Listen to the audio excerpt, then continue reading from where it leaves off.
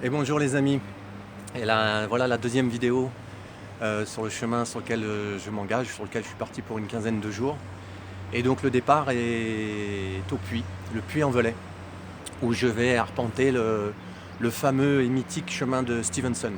Donc dans la vidéo, un peu plus loin, je vous raconterai l'histoire de ce chemin, qui a une histoire toute particulière et très belle, et qui donc qui ne fait pas partie du chemin de Compostelle. C'est vraiment un chemin particulier qu'on appelle Stevenson, et je vous expliquerai le pourquoi.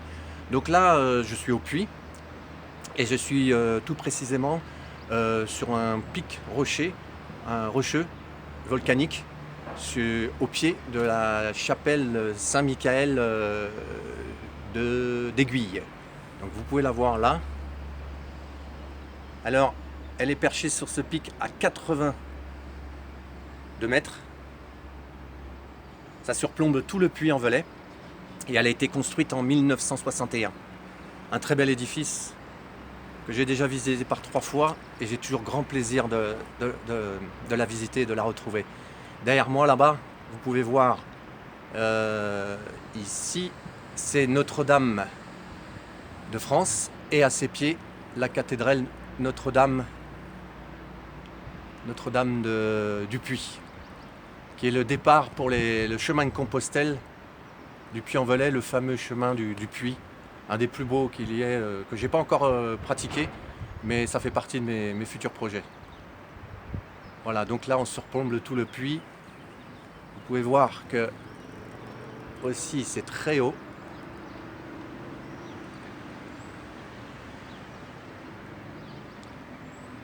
Donc un très beau point de vue. Et donc ça va être ma première journée de marche. Aujourd'hui j'ai un itinéraire j'ai 19 km à faire, ce qui n'est pas pour moi très... C'est vraiment pour commencer, pour une première journée, c'est pas violent. Au total j'aurai une douzaine d'étapes pour 270 km, 11 étapes et 270 km. Voilà, donc je vous montre le point de vue en faisant le tour de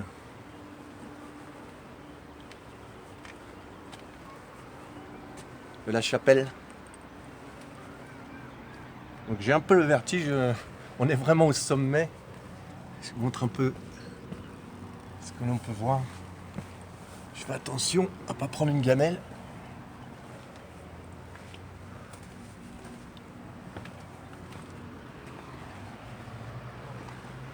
On a un superbe point de vue d'ici. Oh, c'est pas grave.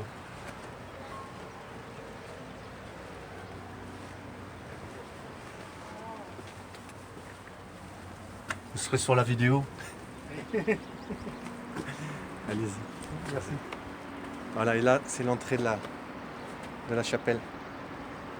Donc je vous la fais pas visiter. Je vous laisse cette surprise la faire vous-même, et si vous passez par là, ça vaut vraiment le coup. C'est un très bel endroit avec des puissantes énergies.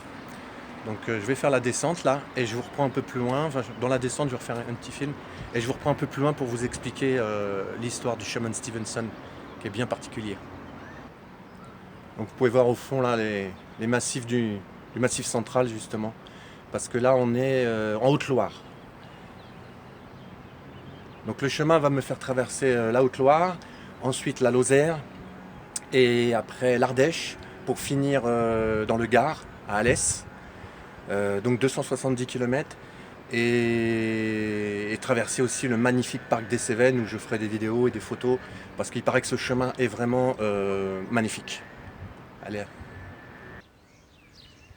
Donc voilà, donc vous pouvez voir le piton, le pic rocheux avec la chapelle sur laquelle j'étais tout à l'heure, que je vous ai présenté. Donc maintenant je vais vous raconter l'histoire de ce fameux chemin, du chemin de Stevenson, qu'on a nommé aussi pour les randonneurs le GR70. Donc ce chemin est mythique, comme je vous le disais. Et en fait c'est parti d'un écrivain écossais qui était en France, à Barbizon, qui s'appelle Louis Robert Stevenson. Et donc c'était un petit écrivain sans prétention, qui écrivait des nouvelles dans les journaux. Et donc à Barbizon, il rencontre une femme, et c'est le coup de foudre entre tous les deux. C'est une américaine, alors je me souviens plus de son nom, et c'est le coup de foudre entre les deux. Ils sont follement amoureux, Et en fait, elle est mariée. Et donc, eh bien, ça ne se passe plus très bien avec son mari. Et elle décide de divorcer, mais il faut qu'elle retourne aux États-Unis pour cela. Et donc elle part. Et puis bien sûr, à l'époque, il ne suffisait pas d'aller à Orly, prendre l'avion et faire un aller-retour. Ça a pris plusieurs mois, parce qu'en plus, le divorce a été compliqué là-bas. Et lui, Stevenson, eh bien, il a commencé à déprimer, son amoureuse n'était pas là. Et on lui a dit que les Cévennes étaient très jolies et qu'il aille se reposer par là-bas en attendant qu'elle revienne. Et c'est ce qu'il a fait, il est venu.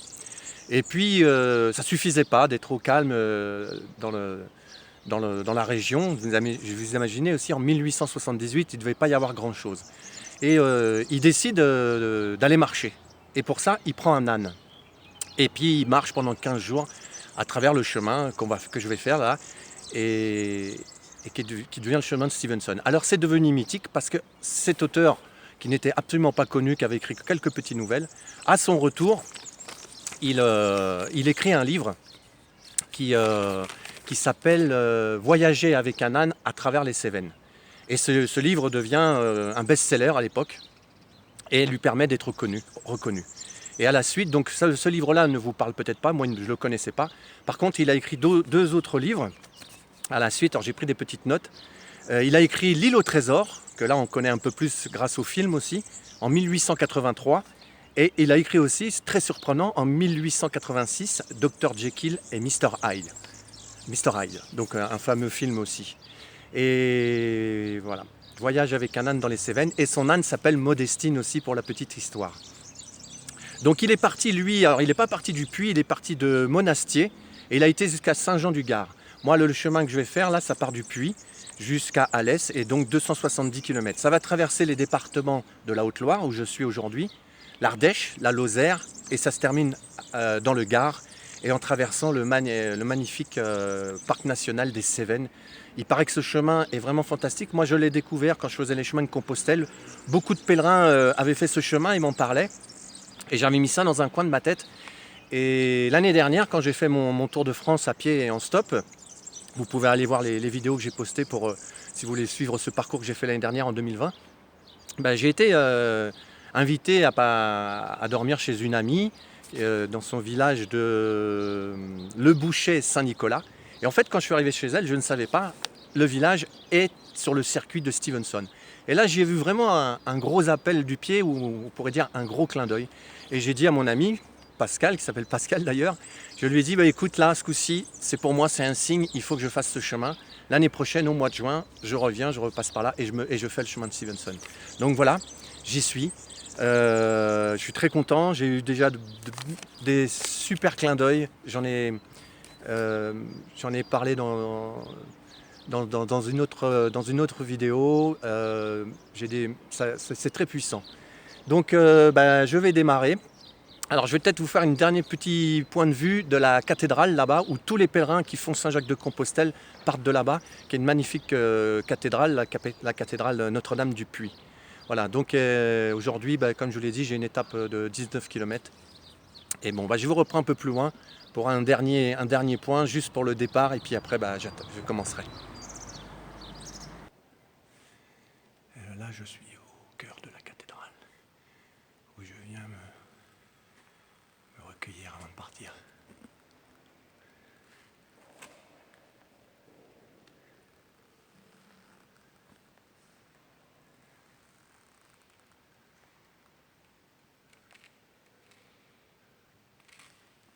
Voilà.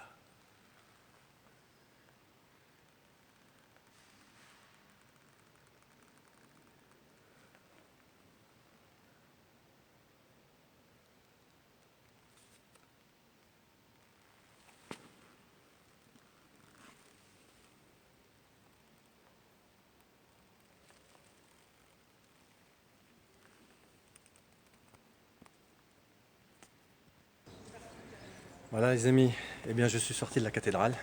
Comme vous pouvez le voir, elle est derrière moi. Donc elle est magnifique. Donc c'est de là que partent tous les pèlerins qui font le chemin de Compostelle en partant du Puy. Il y a à peu près plus de 2500 km pour arriver. Et donc la majorité des pèlerins qui partent de France partent d'ici. Et il paraît que c'est un chemin magnifique. Je ne l'ai pas encore fait. Mais tous ceux que j'ai croisés m'ont dit que le chemin était magnifique, au moins jusqu'à Saint-Jean-Pied-de-Port. C'est la plus belle étape. Et donc c'est un projet aussi qu'un jour je refasse le chemin de Compostelle, parce que quand je l'ai fait, moi j'étais parti de Tarbes, j'avais fait 1200 km.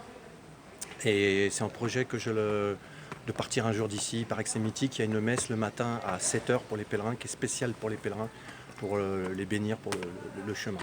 Voilà, donc moi aujourd'hui, comme je vous l'ai dit, c'est le chemin de Stevenson. Et je vais m'apprêter à partir.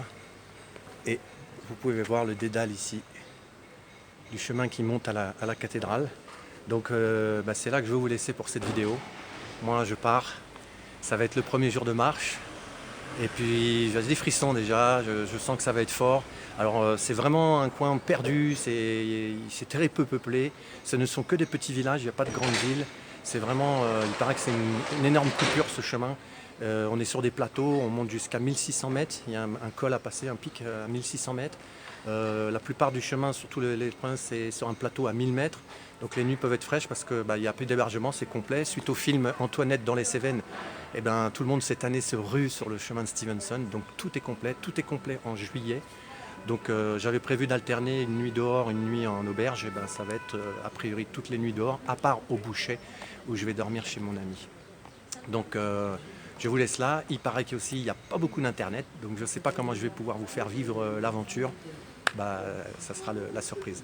Donc je vous laisse avec beaucoup d'émotion à partir de là du Puy-en-Velay.